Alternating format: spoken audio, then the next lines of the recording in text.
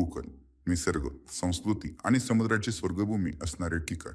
महाराष्ट्राच्या पश्चिम किनारपट्टीवर पसरलेला कोकण हा प्रदेश निसर्गाची एक अनोखी देणगी असणारा हा भाग. सह्याद्रीच्या कुशीत आणि अरबी समुद्राच्या काठावर वसलेला हा भाग केवळ भौगोलिक नव्हे तर सांस्कृतिक दृष्ट्या देखील खूप महत्वाचा मानला जातो.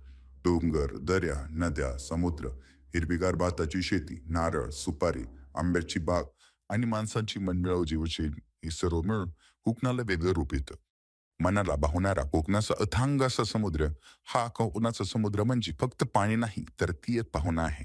अरबी समुद्राच्या लाटा कोकणाच्या किनाऱ्याला रात्रंदिवस स्पर्श करतात. हिरवे आकाश, निळा समुद्र आणि त्यामध्ये असणारी सोनेरी वाढ, हे दृश्य पाहताना मन अगदी शांत होतं. त्याचप्रमाणे कोकणातील प्रसिद्ध अशी समुद्र किनारे, ज्यामध्ये गणपतीपुळे, देवगड, वेंगुर्ला, तारकर्ली, मुरुड, अलिबाग यांसारखी स्थळे येतात, ज्यामध्ये कोकणाच्या पर्यटनाला बहार निर्माण होतं. सकाळचा सूर्योदय, संध्याकाळचा सूर्यास्त पाहण्यासाठी हजारो पर्यटक इथे येतात. समुद्राच्या काठावर उभं राहिलं की जणू सगळं दुःख लाटांसोबत वाहून जातं, अशी भावना निर्माण होते. कोकणाचा दुसरा विशेष भाग म्हणजे मासेमारी.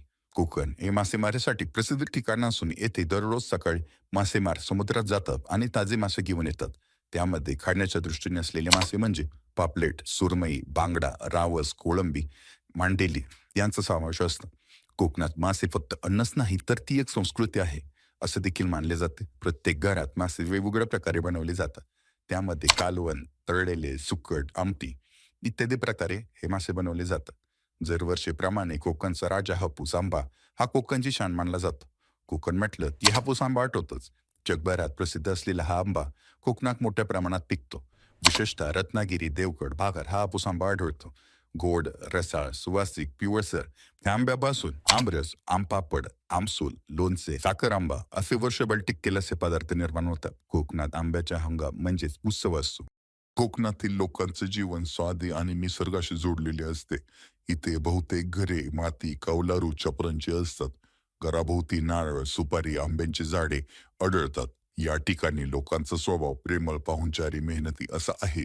बहुतेक लोक शेती, मासेमारी, पर्यटन किंवा छोटे-मोठे व्यवसाय करतात. आता कोकण म्हटलं तर भूतांचा विषय तर असणारच ना. कोकणातील भूतबाधा व लोककथा, अनेक जुन्या गोष्टी, आख्यायिका आणि भूतांच्या कथा प्रचलित आहेत. रात्री ओसरवाडा, जुने वाडे, जंगलातील आवाज यामुळे भूतबाधेच्या गोष्टी तयार झाल्या. लोक मानतात की काही ठिकाणी आत्मेफिर झाडाखाली वावर असतो, स्मशानाजवळ सावल्या असतात. आजही काही लोक इथे तंत्रमंत्र यांवर विश्वास ठेवतात.